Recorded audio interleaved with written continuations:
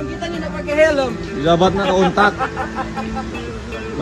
Nasib PNS viral menertawakan dan mengancam pengendara motor kecelakaan di Sulut, disidang dan disanksi.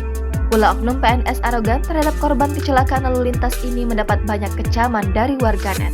Kronologinya, mobil yang dikendarai para PNS ini diduga mengambil jalur yang akan dilewati pengendara motor tersebut. Alhasil, pengendara motor yang mencoba menghindari dari kendaraan akhirnya terjatuh di pinggir jalan yang penuh rumput. Kapolres Mitra, AKBP Ferry Sitorus membenarkan adanya kecelakaan tersebut. Terjadi pada 13 Desember 2022 di Jalan Raya Desa Pangu, Kecamatan Ratahan, Minahasa Tenggara. Dari data yang diterima polisi, mobil yang digunakan itu adalah mobil Toyota Fortuner berplat merah DB61 dari Kantor Pengelolaan Aset Daerah Pemprov Sulut. Kemudian mobil CRV DB1636MX milik Pedi Meiti, Pinasang, warga Kelurahan Mahakeret Timur Lingkungan 1, Kecamatan Wena, Manado, dan pegawai kantor BPAD atas nama Jimmy Wauran. Dalam keterangan video viral dijelaskan penumpang mobil tidak berhenti menolong pengendara motor, sebaliknya terus berjalan. Alhasil, pengendara dalam kondisi luka di kaki dan motor yang sudah lecet mengejar mobil tersebut dan mencegat di daerah perbatasan Mitra.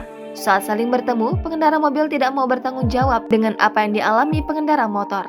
Bahkan ada oknum PNS yang mengancam jika memviralkan video tersebut. Gubernur Sulut Oli Dondo Kambe dan Wakil Gubernur Stephen Kandau yang mendapat kabar ini langsung menginstruksikan 6 PNS dalam video viral itu diproses sesuai aturan berlaku. Sejumlah 6 PNS Pemprov Sulawesi Utara langsung disidang buntut kasus viral di media sosial. Kasus itu viral setelah video dan postingan kronologi diunggah di media sosial oleh akun Rifai Tumboimbela. Kita nggak pakai helm. Jabat na untak. Para PNS menertawakan korban kecelakaan itu langsung dipanggil ke ruangan Kepala Inspektorat Sulut pada Jumat 16 Desember pagi. Di dalam ruangan sudah menanti Kepala Inspektorat Pemprov Sulut, Meiki Onibala, dan Kepala Badan Kepegawaian Daerah Klai Dondo Kambe. 6 orang PNS itu pun diminta berdiri berjajar di hadapan Kepala Inspektorat dan Kepala BKD. Mereka diinterogasi sekaligus pembinaan. Ke-6 PNS ini pun banyak tertunduk lesu, ulah mereka ditindak tegas oleh Inspektorat dan BKD. Hasilnya, pembinaan tersebut para PNS dinilai tidak beretika ketika berhadapan dengan masyarakat.